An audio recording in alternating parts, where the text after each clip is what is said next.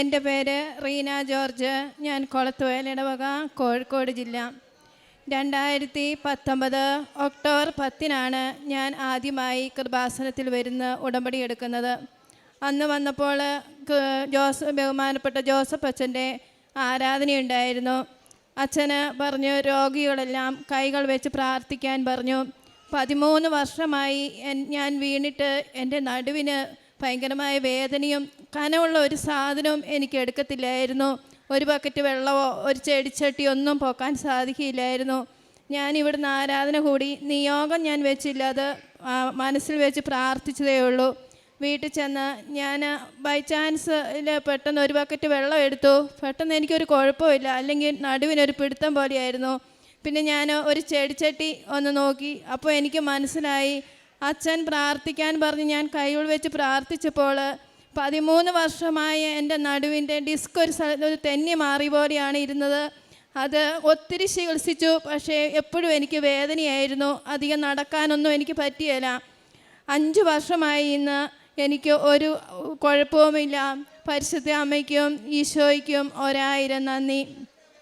6 നിയോഗമാണ് ഞാൻ വെച്ചത്. അതിൽ 5 എനിക്ക് സാധിച്ചു തന്നു പരിശുദ്ധ അമ്മ ഈശോ വഴി.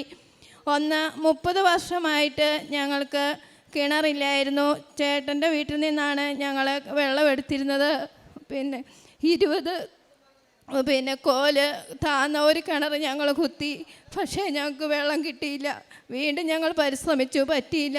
ഞങ്ങളിവിടെ വന്ന് നിയോഗം വെച്ച് പ്രാർത്ഥിച്ചു. ഇനി ഒരു കിണർ കുത്താനുള്ള സാമ്പത്തികവും ഇല്ല.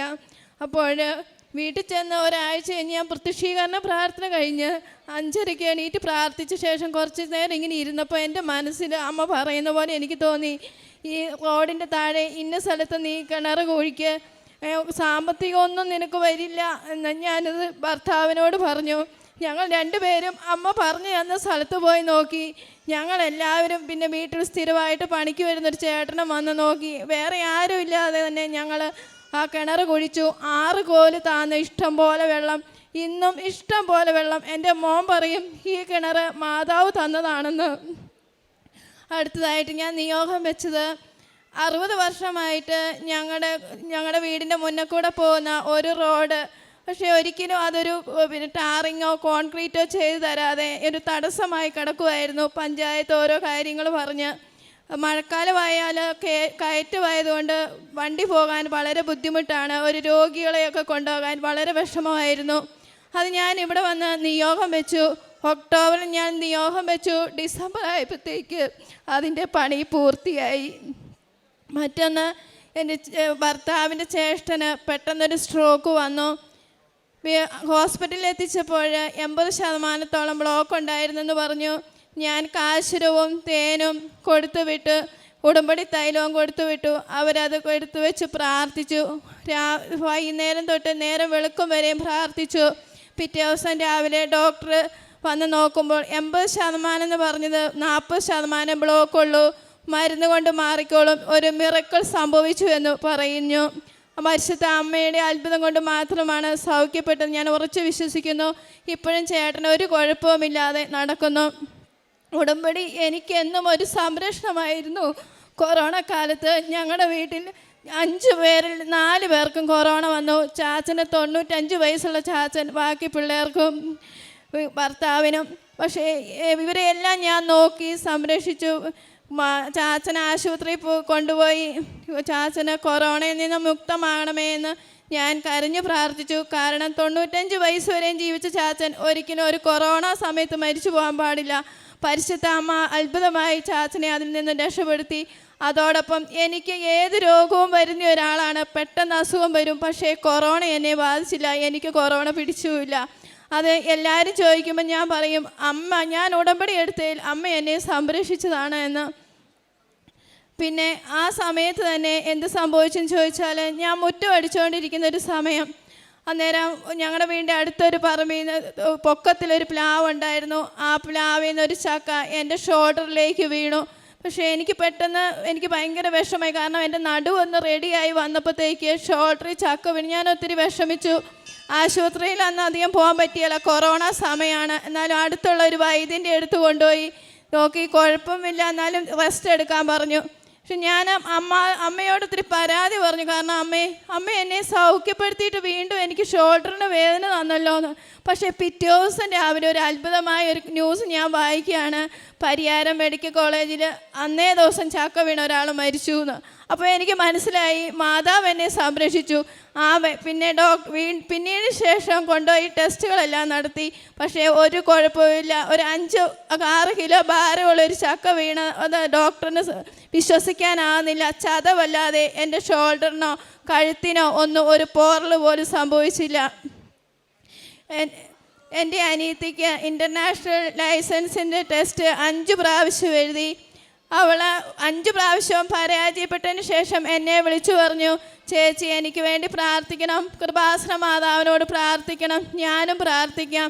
ഞാൻ പറഞ്ഞു, മോളെ ഞാൻ നിനക്ക് വേണ്ടി നീ സാക്ഷ്യം പറയാമെന്ന് ഞാൻ പറഞ്ഞു. 6-ാം പ്രാവശ്യം അവളത് പാസ്സായി. എൻ്റെ മോള് ഹൈസ്കൂളിൽ പോയിട്ട് പഠിക്കുമ്പോൾ അവൾക്ക് മാത്സ് വിഷമമായിരുന്നു. ഓണപ്പരീക്ഷയ്ക്ക് ശേഷം ഞങ്ങൾ ഇവിടെ വന്ന് ഒക്ടോബർ ഉടമ്പടി വെച്ചപ്പോൾ മോൾക്ക് നല്ല ഫുൾ A+ കിട്ടാനും മാത്സിന് നല്ല മാർക്ക് കിട്ടാനും പ്രാർത്ഥിച്ച് ഉടമ്പടിയിൽ നിയോഗം വെച്ചു.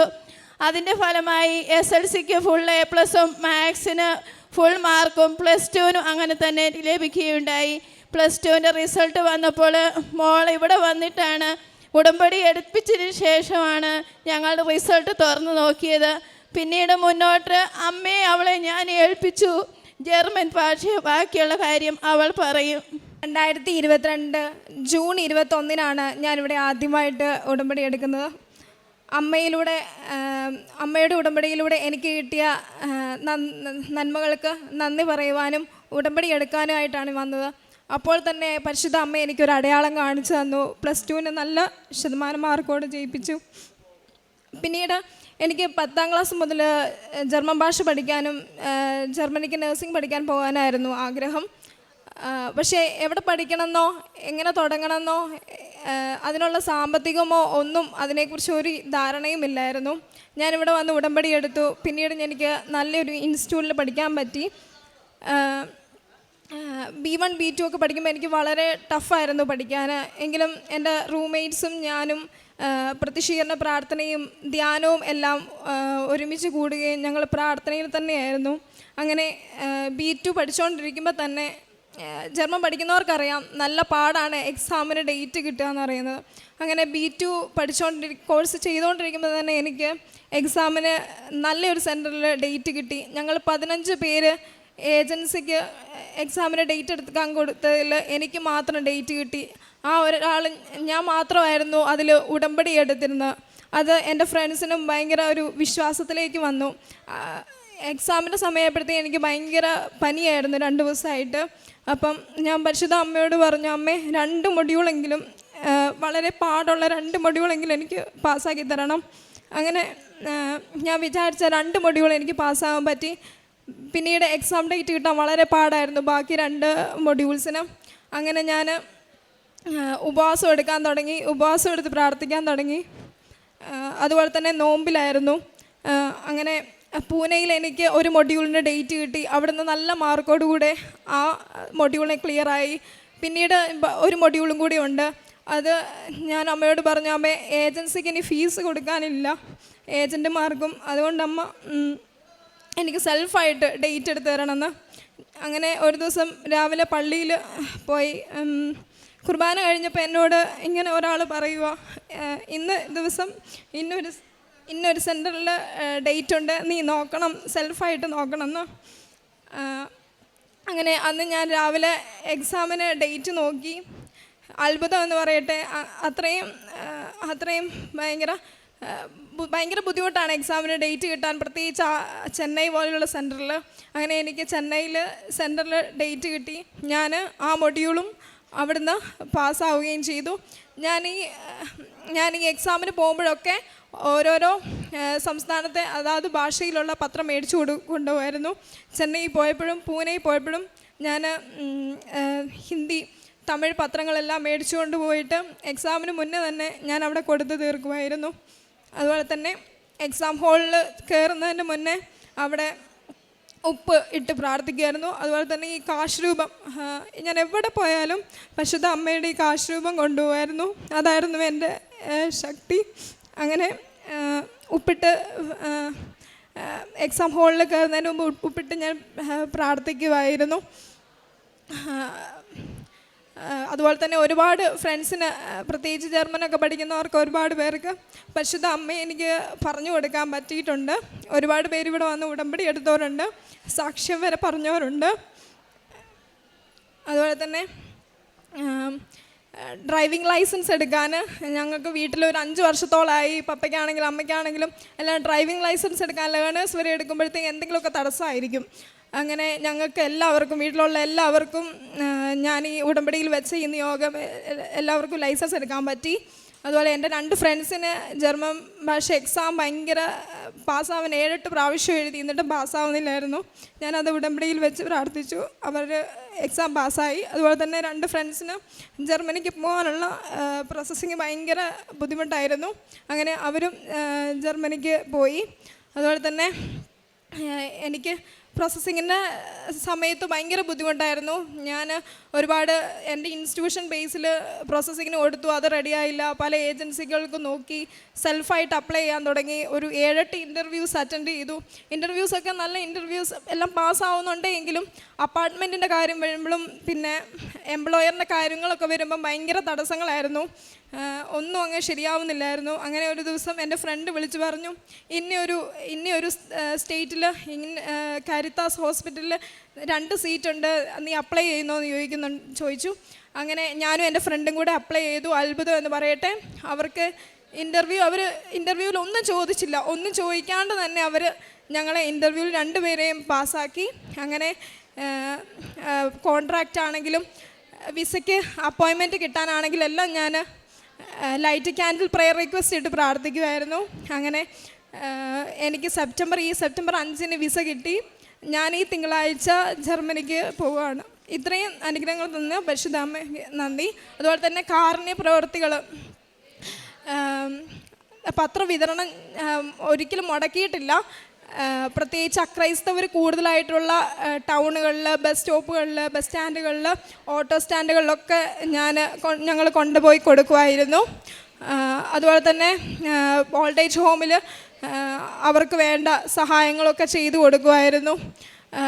മറ്റ് സാമ്പത്തികമായിട്ട് ഒരുപാട് പേരെ സഹായിക്കാൻ പറ്റിയിട്ടുണ്ട്. അങ്ങനെ അതുപോലെ തന്നെ ഞങ്ങളൊരു ജർമ്മൻ പഠിക്കുന്ന പിള്ളേരൊരു വാട്സപ്പ് ഗ്രൂപ്പ് തുടങ്ങിയിട്ട് എക്സാമിന് ബുദ്ധിമുട്ടുള്ളവരെയൊക്കെ, പ്രത്യേകിച്ചും ഉടമ്പടി എടുക്കാനും ഉടമ്പടിയിലെ സാക്ഷ്യങ്ങളും അതുപോലെ തന്നെ ധ്യാനങ്ങളൊക്കെ ഷെയർ ചെയ്ത് കൊടുത്തുകൊണ്ട് കൂടുതലായിട്ട് പ്രാർത്ഥനയിലൂടെ നയിക്കാൻ പറ്റിയിട്ടുണ്ട്.